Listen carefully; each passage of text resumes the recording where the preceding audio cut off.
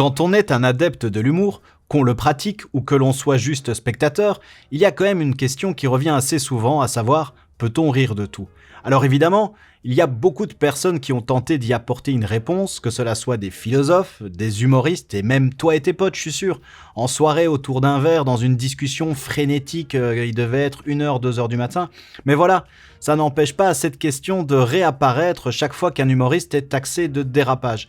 Alors je me suis dit, écoute, pourquoi est-ce que je ferais pas, en marge de mes vidéos sur les spectacles humoristiques, une petite série qui essaierait un petit peu de couvrir le sujet. Parce que je trouve que malgré toutes les réponses qui existent, elles sont souvent très formatées, souvent empreintes peut-être même un peu trop d'émotion. Et donc, je pensais qu'il était quand même intéressant de vouloir y répondre en décomposant au fait tous les éléments qui rendent cette question si complexe. Parce qu'en fait, je pense que si on prend le temps de développer le processus du déclenchement du rire, qu'on s'intéresse un petit peu plus au pourquoi, au comment, à sa nature, techniquement, on devrait être quand même au bout de l'exercice, être plus à même. Alors, je dis pas qu'on pourra donner une réponse absolue, mais on devrait quand même pouvoir dégager des pistes de réflexion qui permettraient d'élever un petit peu le débat. C'est le projet audacieux de cette petite série.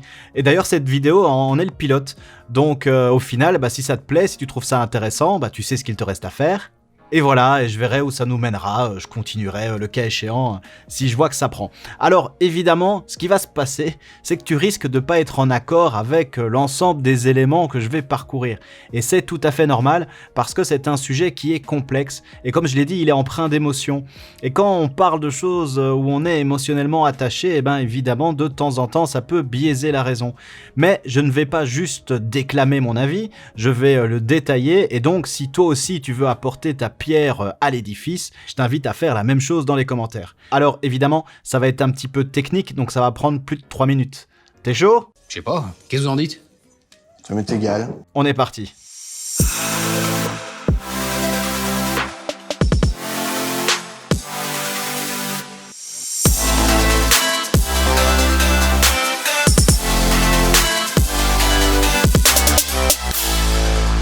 Tout d'abord, il va être nécessaire de scinder la réflexion. Richesse de la langue française oblige, derrière le verbe pouvoir réside plusieurs sens, à savoir le pouvoir d'aptitude, donc la capacité physique de rire et de faire rire, ainsi que le pouvoir de permission dans sa capacité légale, mais également morale. Et pour être complet, on va devoir se positionner en tant qu'allocutaire, donc la personne qui reçoit le message, si tu veux la personne du public, la personne passive, et ensuite dans la position du locuteur, à savoir celui qui dit le message, et dans notre cas, l'humoriste. Et donc, tu vois directement où je veux en venir, c'est que on va devoir couvrir au moins plus de 6 parties différentes. Et dans cette vidéo, je vais traiter la première, qui est le socle de ma réflexion, à savoir si l'allocutaire a l'aptitude de rire à tout. Alors il faut d'abord savoir que, par définition, le rire, et je parle évidemment du rire spontané, pas celui d'Eric Cartman, c'est un réflexe. Il se manifeste par un enchaînement de petites expirations saccadées, et c'est souvent accompagné d'une vocalisation inarticulée, plus ou moins bruyante. Maar ook soms de lieve woordjes.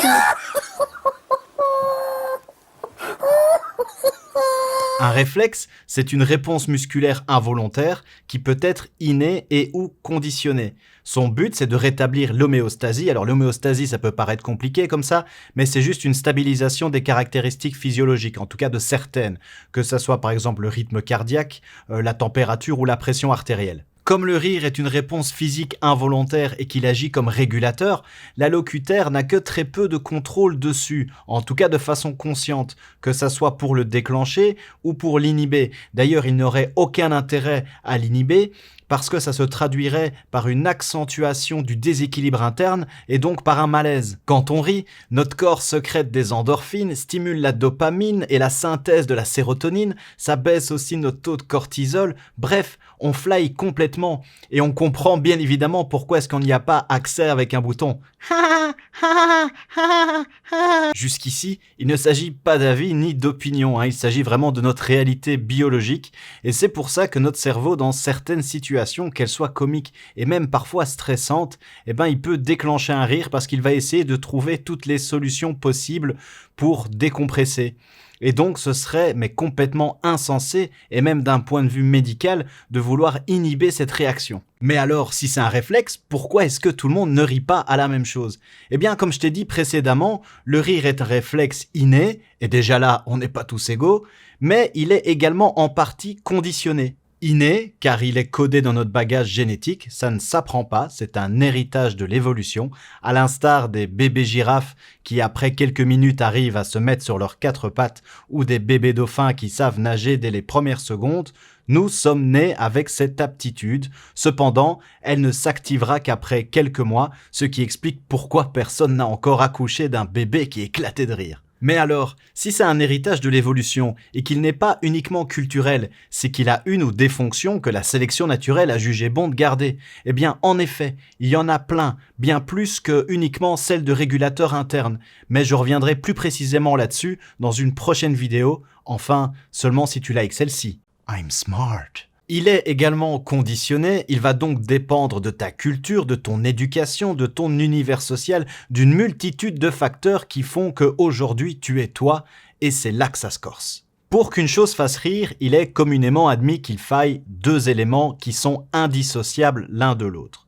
Le premier, c'est l'élément de surprise, et le second, c'est l'inoffensivité de l'intention. Alors évidemment, ça peut paraître complètement abstrait comme ça, mais tu vas voir, quand je vais t'expliquer, ça va prendre tout son sens. Comme le rire est un réflexe, donc une réaction défensive passive, il ne va a priori apparaître que dans des situations que notre cerveau juge hors normes.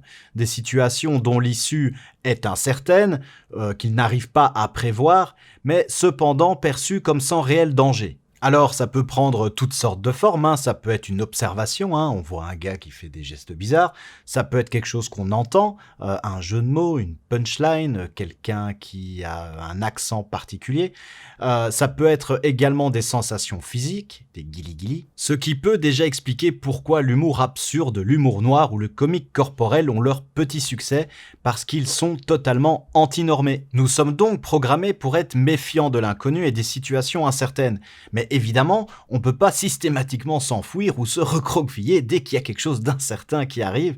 Notre cerveau a besoin d'apprendre, sinon pour la survie de l'espèce, ce serait pas top. Et donc, il a besoin d'un petit peu de temps pour analyser la situation, mais tout en restant sur ses gardes, afin de savoir si la situation est inoffensive ou non. Le rire ne pouvant pas nous sauver en cas de réel danger, il sera considéré par le cerveau comme inutile, et donc il ne sera pas activé, et tout se situe là. Si la surprise est jugée inoffensive, eh ben ton corps va se relâcher, décompresser, ce qui lui donnera l'occasion peut-être de rire et donc de déclencher cette réaction en chaîne chimique qui fera que tu te sentiras bien. Tout se cristallise autour de la notion de danger et d'inoffensivité de l'intention. Et ça, c'est directement dépendant de l'allocutaire. Et si t'as compris ça, maintenant tout va couler de source. Cela explique pourquoi, si tu vas au théâtre voir un de tes humoristes favoris, que t'es dans des bonnes dispositions et que s'il est bon, tu vas te marrer du début à la fin parce que la dimension d'hostilité est quasiment inexistante et que lui, son unique mission, c'est de surprendre ton esprit. Pourquoi tu peux éclater de rire si quelqu'un bute sur un mot sans avoir l'intention de te moquer? T'as la dimension de surprise et inoffensif. Pourquoi certaines personnes rigoleront lorsque quelqu'un trébuchera et se relèvera? Parce qu'il y en a qui jugeront ça inoffensif et d'autres, de par leur éducation et leur expérience, pas du tout. Et pourquoi personne ne rigolera si quelqu'un tombe et se fracasse la tête devant eux? Parce que là, le doute sur le caractère dangereux de la situation n'est plus possible. Évidemment, si on t'a inculqué depuis le plus jeune âge que rire de certaines situations, même instinctivement inoffensives, n'étaient pas acceptables, comme par exemple quelqu'un qui trébuche, avec le temps, ça va devenir ta nouvelle normalité. Mais de base, ça n'était pas le cas. Alors évidemment, moi je te demande pas de me croire sur parole, c'est de manière empirique, mais je t'invite à faire le test. Tu te mets devant un enfant, alors de préférence ton neveu ou ta nièce, ne va pas en kidnapper un dans la rue juste pour l'exercice, ça marchera moins bien, et tu fais semblant de tomber, et puis tu te relèves avec le sourire. Il y a beaucoup de chances que ça suscite des éclats de rire. C'est un peu le même concept que le peek-a-boo. Le peek-a-boo, tu vois, tu ne me vois pas et s'inquiète et me voit, tout va bien. Et c'est ça, et ça suscite des rires. Franchement, écoute, fais-le et fais un pique-bout où tu laisses les mains sur le visage. Tu vas voir, si tu les laisses un peu longtemps, c'est toute une autre histoire. Avec le temps, en acquérant de l'expérience de vie en société, évidemment, on se rend compte que la dimension de danger, elle n'est plus exclusivement physique, mais elle peut être aussi psychologique. On peut se sentir en danger socialement, le fait de passer pour un con ou de se sentir dénigré. C'est pour ça que l'identité du locuteur a vraiment une importance fondamentale. Imagine, par exemple, il y a quelqu'un qui veut te faire peur, mais c'est quelqu'un que tu connais. Il apparaît devant toi, tu sursautes, et puis comme tu le reconnais, ton cerveau va juger ça inoffensif, et donc ça peut susciter des rires. C'est un peu pareil, si un pote à toi te vanne et que tu as un peu d'autodérision, c'est inoffensif, tu vas te marrer. Mais par contre, si c'est quelqu'un que tu connais pas, ça va se passer de façon assez différente en fonction de ta sensibilité. Ton corps va peut-être se sentir en danger, et donc tu ne risques pas de rire. Eh bien, c'est strictement pareil avec les humoristes. C'est la raison pour laquelle une même blague, en fonction de l'humoriste, pourra faire rire ou non, et qu'il est très important d'avoir du capital sympathie pour la personne, parce que ça peut complètement changer la donne dans certaines situations. Cela explique pourquoi Desproges et Bedos, malgré certains propos offensants, arrivaient à faire rire. Parce que tu as la dimension de surprise avec les propos qui sont antinormés, parce que offensant et déplacé, et parce que leur public jugeait leur intention inoffensive, et donc ça les faisait marrer. Ça explique aussi pourquoi aujourd'hui, Louis C.K., Dieudo et Tex arrivent encore à faire rire leur public, parce que leur public les juge inoffensifs, mais par contre que d'autres ne peuvent même plus les voir, parce qu'en fait ils jugent les humoristes hostiles, et ils auront beau dire les meilleures blagues du monde, tant que ça sortira de leur bouche, ça sera mort. Tout est là. Et donc, pour répondre à la fameuse question « Peut-on rire de tout ?», du point de vue de l'allocuteur et de son aptitude à rire, la réponse elle est simple, c'est non. On n'est pas tous les mêmes, on n'a pas tous le même bagage, on n'est pas tous conditionnés de la même façon. Et quand je dis conditionné, c'est pas négatif, je parle vraiment du concept que tout le monde est conditionné par notre vie, par notre parcours, par notre strate sociale, par notre passé, par nos parents, par tout. Et donc voilà, on va pas tous avoir les mêmes réactions, les mêmes sensibilités par rapport à certains sujets. Moi par exemple, je suis le premier, je vais te donner un exemple assez simple. Lorsqu'un humoriste monte sur scène, s'il est vulgaire inutilement, moi je n'aime pas. Je trouve ça irrespectueux et si tu veux, de manière inconsciente, mon cerveau considère ça comme dangereux par rapport à mes valeurs et donc évidemment, moi ça va pas me faire rire. Ça va plutôt me laisser de marbre. Alors qu'il y a d'autres gens qui vont trouver ça complètement inoffensif et surprenant et qui vont péter de rire. Donc voilà, on n'est pas tous faits de la même manière. C'est pas très grave, franchement, tant qu'on le sait, tant qu'on en est conscient et qu'on n'interdit pas les autres de se marrer. Moi, ça me pose pas de problème. On arrive à la fin de cet épisode pilote. Alors je sais pas en combien de temps j'aurais réussi à le compiler, mais je peux te dire que j'ai galéré à l'enregistrement. J'espère que ça t'a plu, que ça t'a au moins diverti ou que t'as appris des trucs. Et d'ailleurs, si tu souhaites que je poursuive ce petit périple humoristique, il faut que tu me le montres. Et la seule façon que t'as à me le montrer, c'est en me laissant un commentaire, en likant, en partageant. Et si c'est pas encore fait, abonne-toi. Bon allez, moi je vais aller me pieuter là maintenant parce que je suis claqué. Je te laisse. On se retrouve la semaine prochaine de toute façon, quoi qu'il arrive, pour que je te parle d'un humoriste. D'ailleurs, ça se passe juste là. Il faut que je prépare encore le truc. Et d'ici là, ne te prends pas trop la tête et n'oublie pas de te marrer.